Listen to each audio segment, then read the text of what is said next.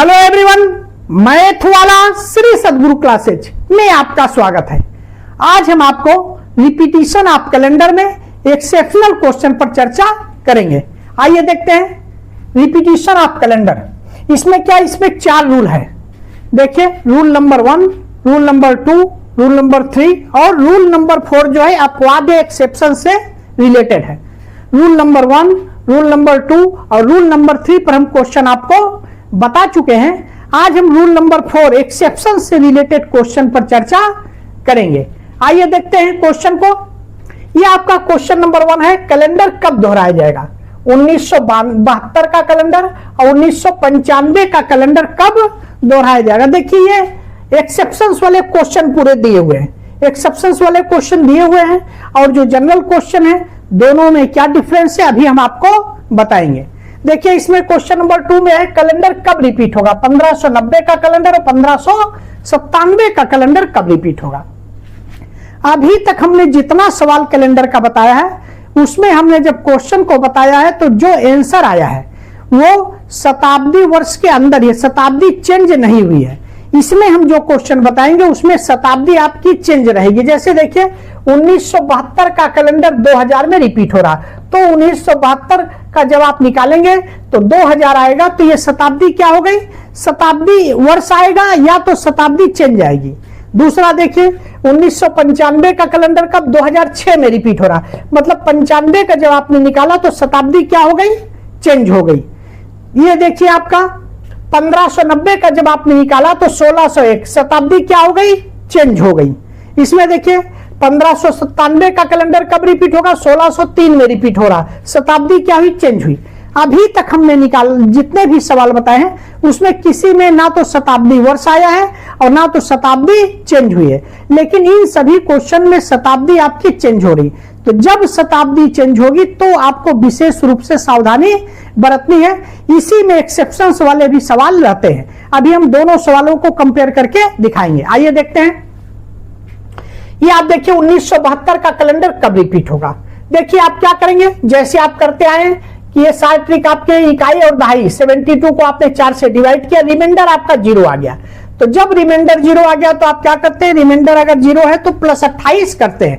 तो रिमाइंडर 0 आया तो प्लस 28 आपने कर दिया, 2000 आएगा। तो 1972 का कैलेंडर 2000 में रिपीट होगा, ये सही है। ये क्या है, सही है। अब देखिए अगला 1995 का कैलेंडर, तो 95 को आपने 4 से डिवाइड किया, रिमाइंडर कितना आया, 3। और जब रिमाइंडर 3 आया तो आप जानते हैं रिमाइंडर 3 है तो प्लस 11 करेंगे। तो प्लस 11 आपने किया तो 2006 में 6 आया। 1995 का कैलेंडर 2006 में रिपीट होगा, ये भी सही है। अब आप देखिए 1590 का कैलेंडर कब रिपीट होगा, तो 1590 है तो 90 को आपने 4 से 92 को आपने 4 से डिवाइड किया तो रिमाइंडर आपका 2 आया। तो जब रिमाइंडर 2 आया तो आप जानते हैं रिमाइंडर 2 है तो प्लस 11 करेंगे, तो प्लस 11 आपने कर दिया 1601। 1590 का कैलेंडर 1601 में रिपीट होगा, ये भी आपका क्या है, सही है।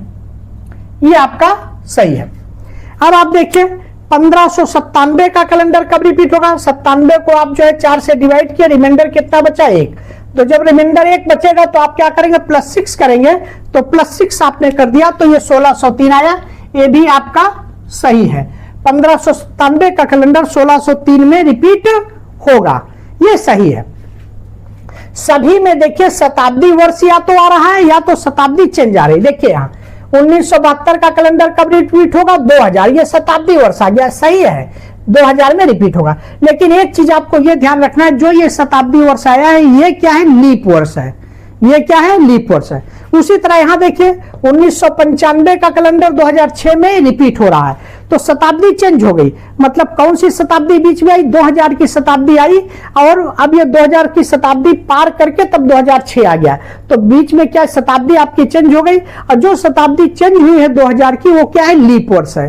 तो जब लीप वर्ष है तो कुछ नहीं, जैसे आप करते आए वैसे ही आप करते रहेंगे। आइए देखिए इसमें 1590 का कैलेंडर कब 1601 में रिपीट हो रहा, तो शताब्दी क्या हुई, चेंज हो गई। और कौन सी शताब्दी, 1600 शताब्दी पड़ेगा तब 1601 आएगा। शताब्दी चेंज हुई, 1600 पड़ेगा और 1600 आपका क्या है, एक लीप वर्ष है।